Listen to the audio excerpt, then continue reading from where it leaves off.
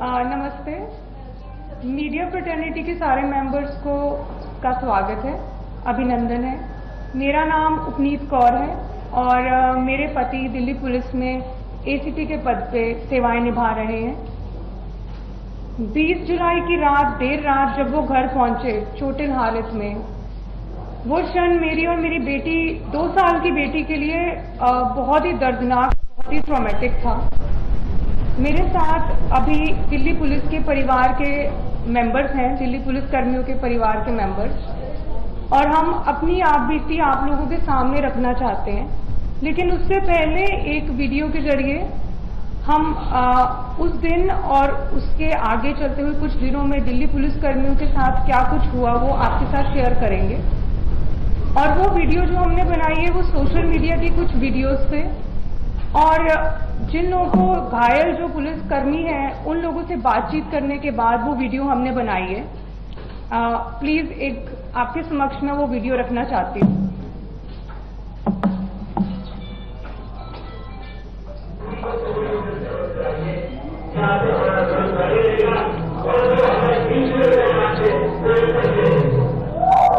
BJP द्वारा 20 जुलाई को संसद मार्च के आह्वान को ध्यान में रखते हुए प्रदर्शनकारियों से कई बार बातचीत की कोशिश की गई थी तथा उन्हें अवगत कराया गया था कि नई दिल्ली क्षेत्र में भारतीय नागरिक सुरक्षा संहिता की धारा 163 प्रभाव में है, जिसमें 5 या उससे अधिक लोगों के इकट्ठा होने पर प्रतिबंध है।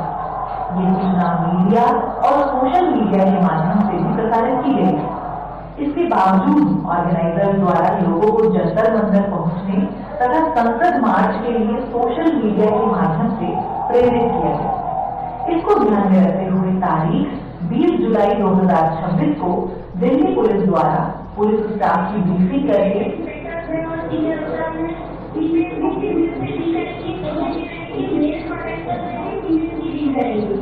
जगह जगह पर भारी संख्या में तैनाती और अलग अलग रास्तों पर बैरिकेडिंग की गई थी। इसमें विभिन्न सीनियर रैंक के ऑफिसर्स एवं महिला स्टाफ की भी तैनाती की गई थी। 20 तारीख की सुबह होते ही संसद मार्च के लिए भारी भीड़ जुटनी शुरू हुई। हालांकि प्रदर्शनकारियों के पास संसद मार्च की कोई अनुमति नहीं थी, लेकिन इसके बावजूद भीड़ लगातार बढ़ती चली जा रही थी। शुरुआत में प्रदर्शनकारियों ने जंतर मंतर और उसके आसपास के इलाकों में नारेबाजी के साथ अपना प्रदर्शन शुरू किया, लेकिन धीरे धीरे यही भीड़ संसद की तरफ बढ़ने लगी।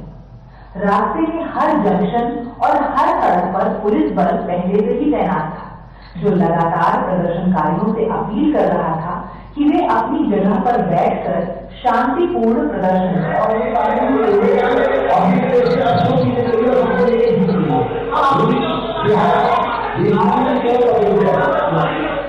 लेकिन भीड़ पर इसका कोई असर नहीं हो रहा था। भीड़ बैरिकेड तोड़कर पटेल चौक की तरफ बढ़ने लगी, जहां रास्ते में पुलिस ने बैरिकेड लगाया था, लेकिन भीड़ ने इन बैरिकेड को तोड़ना शुरू कर दिया। कई बार पुलिस ने बैरिकेड को दोबारा लगाया, लेकिन उग्र भीड़ ने उन्हें फिर से तोड़ दिया और हजारों की संख्या में प्रदर्शनकारी पार्लियामेंट स्ट्रीट की तरफ बढ़ने लगे।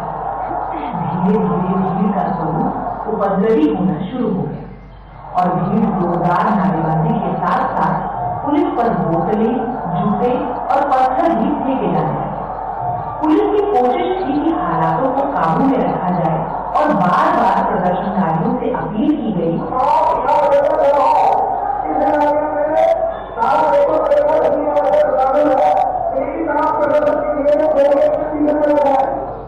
कि वे अपनी जगह पर बैठकर शांतिपूर्ण प्रदर्शन करें, लेकिन आक्रोशित भीड़ ने पुलिस पर भारी पथराव शुरू कर दिया और पटेल चौक पर लगे बैरिकेड को तोड़ते हुए संसद भवन की तरफ कूच कर दिया। पुलिस ने बैरिकेड को फिर से खींचकर भीड़ से अपील की कि वो अपना प्रदर्शन शांतिपूर्ण तरीके से करे, लेकिन भीड़ भारी पथराव के साथ बैरिकेड को तोड़ती हुई हाई सिक्योरिटी जोन में पहुंच गई और उनकी दूरी संसद से महज 50 मीटर की रह गई।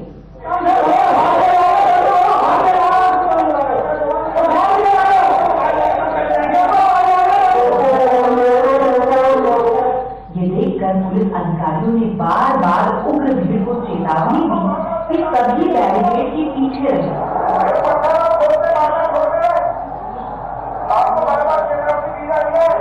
और अगर बैरिकेड को पार करने की कोशिश की गई तो उन पर कानूनी कार्रवाई भी हो सकती है, लेकिन भीड़ पूरी तरह से काबू से बाहर हो चुकी थी। ऐसे में पुलिस द्वारा अत्यंत संयम बरतने के बावजूद अनियंत्रित भीड़ को काबू करने के लिए और उन्हें संसद की तरफ बढ़ने से रोकने के लिए नॉन लीथल टीयर गैस का इस्तेमाल करने पर बाध्य हुआ और भीड़ को तितर बितर करने के लिए लाठी बल का प्रयोग करना पड़ा। इस दौरान कई जगहों पर पुलिस कर्मियों के साथ मारपीट भी की गई और भीड़ की तरफ से लगातार पथराव हुआ। इसके बाद जब भीड़ का एक हिस्सा कनॉट प्लेस के आउटर सर्किल में पहुंचा तो वहां भी प्रदर्शनकारियों ने सरकारी एवं निजी संपत्ति को नुकसान पहुंचाया और भारी पथराव किया। इससे इलाके में जान माल के खतरे की स्थिति बन गई। ऐसी विषम परिस्थिति में वहां भी भीड़ को काबू करने के लिए टीयर गैस और लाठीचार्ज का प्रयोग करना। इस पूरे घटनाक्रम के दौरान उग्र भीड़ के द्वारा पथराव एवं घेरकर मारपीट के कारण 250 से अधिक पुलिसकर्मी घायल हुए, जिसमें सिपाही से लेकर अत्यंत वरिष्ठ रैंक तक के अधिकारी शामिल हैं।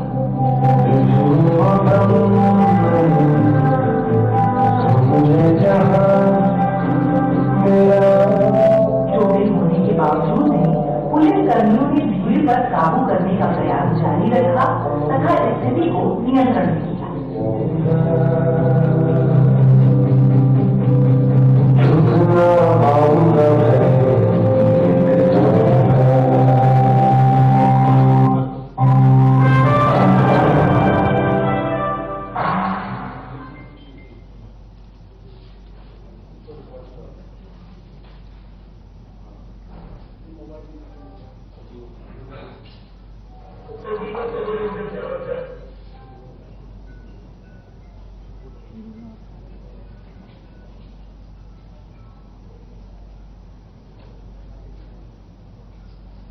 एक यूनिफॉर्म के पीछे सिर्फ एक पुलिस कर्मी नहीं होता, उसके पीछे होती है उसकी माँ, पिता, पत्नी, बच्चे और पूरा परिवार जो देर रात तक वेट करता है कि वो सुकुशल घर लौट आए। अब मैं आपके सामने कुंजल जी को रिक्वेस्ट करती हूँ कि वो प्लीज अपना एक्सपीरियंस शेयर करें।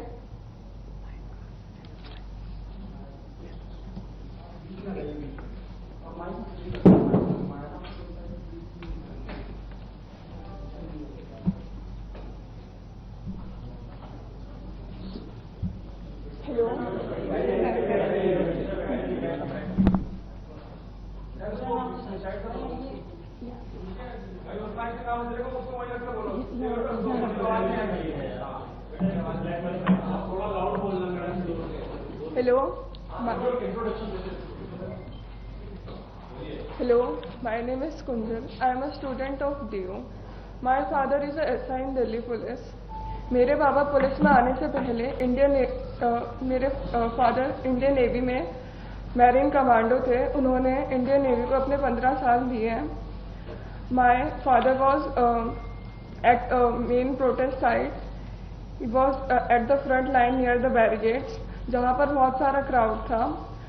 मेरे पापा जब भी रात में घर आते थे तो वो बोलते थे कि अब ये प्रोटेस्ट स्टूडेंट प्रोटेस्ट नहीं लग रहा है, इसमें बहुत सारे एंटी सोशल एलिमेंट्स जुड़ चुके हैं। उसके अगले दिन ही 25 तारीख को my father was pulled bye a crowdy mob and he was almost lynched near the stage of Jantar Mantar. This happened on 25th and around 2 p.m. he was unconscious at the RML hospital for about 4 hours. रात को 10 बजे के करीब पापा के colleagues उन्हें घर लेके आए और उनकी यूनिफॉर्म पूरी खून से लाल थी। उन्हें ऐसे देख के हमारे लिए बहुत पेनफुल था। हमने जब उनसे पूछा कि पापा ये कैसे हुआ तो उन्होंने बताया कि बेटा कोई बात नहीं, ड्यूटी के टाइम पर छोटी मोटी चोटें लगती रहती हैं, पर मतलब उनके सर पे 4 टाँके आए हुए थे जो कि छोटी मोटी चोट नहीं थी। वो रात हमारे लिए बहुत मुश्किल थी। और जब मैंने सोशल मीडिया खोल के देखा तो सोशल मीडिया पे मेरे ही पापा को क्रिमिनल बता रहे थे। और उसके अगले दिन ही जब मुझे पता चला कि जिन लोगों ने मेरे फादर पे अटैक किया था वो लोग सुप्रीम कोर्ट जा रहे हैं अपना क्राइम वॉश आउट करने, और उन्हीं के खिलाफ कंप्लेंट करने के लिए, सारे पुलिस वालों के खिलाफ कंप्लेंट करने के लिए मुझे बहुत बुरा लगा। और मुझे लगा कि मुझे भी जाना चाहिए अपने फादर की जस्टिस के लिए। और मुझे बाकी पुलिस फैमिलीज का भी साथ मिला। हम लोग सुप्रीम कोर्ट गए, हमने एडवोकेट से रिक्वेस्ट करी और एडवोकेट ने हमारी बात ऑनरेबल सुप्रीम कोर्ट के सामने रखी। और हमें भरोसा दिलाया गया कि हम भी हमारे भी इक्वल राइट्स हैं as the citizen of this country, और हमें भी जस्टिस मिलेगा। सीमा जी, आप कुछ बताना चाहेंगे? नमस्कार।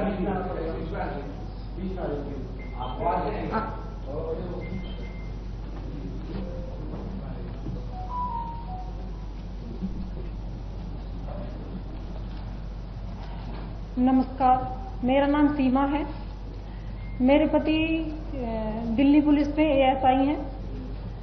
वो 33 साल की, जो मेरे पति दिल्ली पुलिस में एज ए कांस्टेबल उन्होंने पुलिस फोर्स ज्वाइन की, और उसके बाद वो अब तक 33 साल की जॉब करते हुए एक ASI के पद पर हैं। जंतर मंतर के प्रोटेस्ट के दौरान उन्हें भी अपनी ड्यूटी दी गई थी।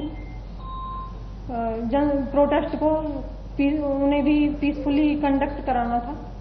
वो अपनी ड्यूटीज पूरी मुस्तैदी के साथ निभा रहे थे। 20 जुलाई को वो जल्दी ही अपने घर से रोज की तरह अपना टिफिन लेकर जैसे जाते हैं, उसी तरह से 20 जुलाई को भी वो जल्दी ही निकल गए। और उन्होंने जब 11 बजे के आसपास मेरी उनसे बातें हुई तो उन्होंने फोन पर बताया कि आज जंतर मंतर पर भीड़ कुछ ज्यादा है और प्रोटेस्टर जो हैं वो संसद मार्च के लिए जा रहे हैं, जो कि वीडियो क्लिप में भी दिखाया गया है। और उसके बाद मैंने पुलिसकर्मी की पत्नी होने के नाते सिर्फ यही कहा कि आप अपना ख्याल रखें। फिर उसके बाद मेरी उनसे कोई बात नहीं हुई। और शाम को 7 बजे जब मैंने उनका फोन मिलाया और उनसे बात हुई तो वो एक हॉस्पिटल LNJP हॉस्पिटल में एडमिट थे और अपना ट्रीटमेंट करा रहे थे। उन्होंने कहा कि जो भीड़ है वो ज्यादा उग्र हो गई थी और भीड़ के अंदर कुछ शरारती तत्व भी शामिल हो गए थे, जिन्होंने पुलिस फोर्स पर गमलों से, जो भी उनके हाथ में चीजें आ रही थी, चप्पलों से, जूतों से और पत्थरों से उन्हें पुलिस फोर्स को घायल कर दिया था, जो कि एक वीडियो क्लिप में भी दिखाया जा रहा है। और उसके बाद उनकी फोन की बैटरी डेड होने की वजह से मेरी उनसे कोई बात नहीं हुई। शाम को, रात को जब वो 11 साढ़े, ये सब सुनकर मैं बहुत ज्यादा घबरा गई थी। जब तक वे घर नहीं आए तो मेरी प्रतिक्रिया बहुत ही ज्यादा मेरे लिए बहुत पेनफुल थी। उसके बाद जब वो 11 बजे घर आए तो उन्होंने बताया कि छात्रों की प्रोटेस्ट में छात्रों के साथ साथ कुछ शरारती तत्व और असामाजिक तत्व भी थे। उन्होंने पुलिस फोर्स पर जो पुलिस फोर्स ने संसद की सुरक्षा के लिए बैरिकेडिंग की गई थी उसको तोड़ दिया और पुलिस फोर्स पर चप्पलों, जूतों और पत्थरों से पुलिस फोर्स पर हमला किया। और मेरे पति को भी जो ड्यूटी के दौरान हेलमेट दिया जाता है, उनका हेलमेट भी पूरी तरह से टूट गया था। और यदि कोई पत्थर का टुकड़ा हेलमेट टूटने के बाद उनके सर पर लगता तो शायद वो आज इस दुनिया में नहीं रहते। ये सोचकर और ये उनके बताए जाने पर मैं इतनी ज्यादा मतलब मेरी रूह कांप गई थी कि इसके बाद मेरा और मेरे परिवार का क्या होता। मैं अपनी संसद में बैठे हुए जो मेरे चुने हुए प्रतिनिधि हैं, मैं उनसे निवेदन करना चाहती हूं कि हमारे जो पुलिसकर्मी हैं और उनके जो परिवार हैं उनके बारे में भी संसद में कुछ मतलब उनके राइट के बारे में या उनकी ड्यूटी पे जो उन पर हमले होते हैं उनके बारे में संज्ञान लिया जाए। मेरे प्रतिनिधि इस चीज के लिए जो संसद में चुने हुए हैं वो संज्ञान लें और उनके मुद्दे भी उठाया जाए, क्योंकि 20 तारीख के बाद से आज तक यही नैरेटिव चलाया जा रहा है कि जो छात्र थे, जो छात्रों का प्रोटेस्ट था उसको कि पुलिस के द्वारा बर्बरता से छात्रों को पीटा गया, लेकिन ऐसा नहीं है। ये अलग एक प्रोटेस्ट का एक हिस्सा दिखाया जा रहा है, जबकि प्रोटेस्ट का दूसरा हिस्सा कुछ और ही है। और मैं अपने चुने हुए प्रतिनिधियों से यही निवेदन करना चाहती हूँ कि वो अपने जो संसद की सुरक्षा में पुलिसकर्मी लगे रहते हैं और उस संसद की जो एक हमारे देश का सम्मान है, मेरे देश का सम्मान है, उसकी सुरक्षा में जो पुलिसकर्मी हर समय और देश की आंतरिक सुरक्षा में जो पुलिसकर्मी हर समय लगे रहते हैं, उनके बारे में भी संसद में कुछ मुद्दे उठाए जाएंगे। Thank you so much. Hello, मेरा नाम लक्ष्य सिंह बिष्ट है। मेरे पापा एसीपी है, जिन्होंने अपने पूरे करियर में 4 गारंटी हासिल करे हैं। मेरे ग्रैंडफादर बीएसएफ में थे, उन्होंने 1971 की जंग में लड़ाई करी थी। मेरे पापा भी जंतर मंतर के फ्रंट लाइन से उनकी ड्यूटी लगी थी प्रोटेस्ट में। And on 25 May at 2 PM मुझे पता चला कि मेरे फादर को उनके हेड पे इंजरी आ रखी है उनके फ्रेंड के थ्रू। जब मैंने फोटो देखी तो उनके हेड को शेव कर रखा था और उनके हेड पे लाइक स्टिचेस लग रहे थे 4। उसको देख के I was like really frustrated and मैं बहुत डरा हुआ था। जब मेरे पापा घर आए तो उन्होंने मुझे बताया कि जो स्टूडेंट्स की जो प्रोटेस्ट है उसमें स्टूडेंट्स नहीं है, उसमें राउडीज है, उसमें एग्रेसर्स हैं जो लाइक इस अपॉर्चुनिटी का यूज कर रहे हैं just to create chaos. And on 25 में अनप्रोवोक्ड उन्होंने मेरे पापा और उनकी टीम के ऊपर पेल्टिंग स्टार्ट कर दी। उस टाइम मेरे पापा बिल्कुल भी प्रिपेयर नहीं थे, वो अपने सबऑर्डिनेट्स को ब्रीफ कर रहे थे। And when the pelting started मेरे पापा अपने सीनियर ऑफिसर्स को लाइक एक सेफ प्लेस में सिक्यूर करने चले गए, बट एक स्टोन उनके हेड पे हिट कर गया एंड उनका सर फट गया और उन्हें इंजरी हो गई। कुंजन, आप कुछ और शेयर करना चाहेंगे?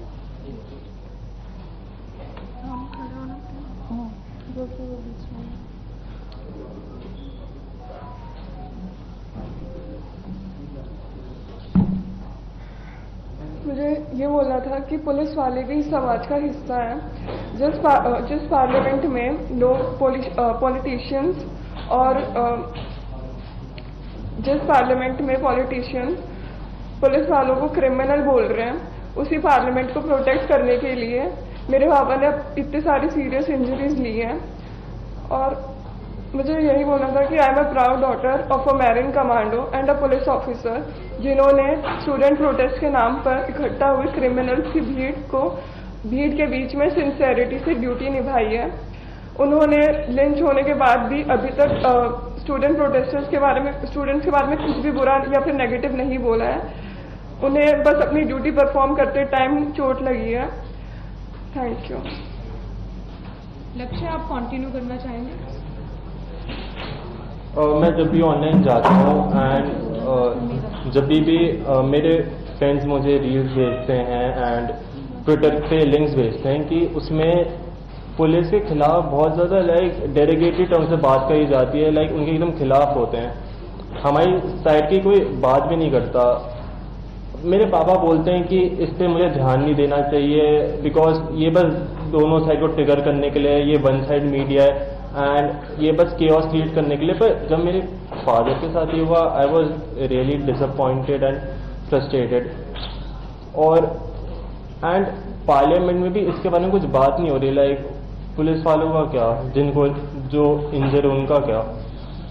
एंड फिर मुझे पता चला कि जो एग्रेसर्स थे उन्होंने पुलिस के खिलाफ ही एप्लीकेशन डाल दी कि उनके साथ अनजस्ट हुआ है।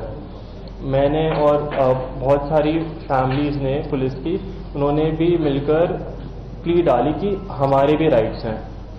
ऑनरेबल सुप्रीम कोर्ट खुद कहता है कि everyone is equal in front of law and everyone has right to life. मेरे फादर यहाँ पे नहीं है because due to his rules of duty, और बट हम यहाँ पे टू रिप्रेजेंट द फैमिली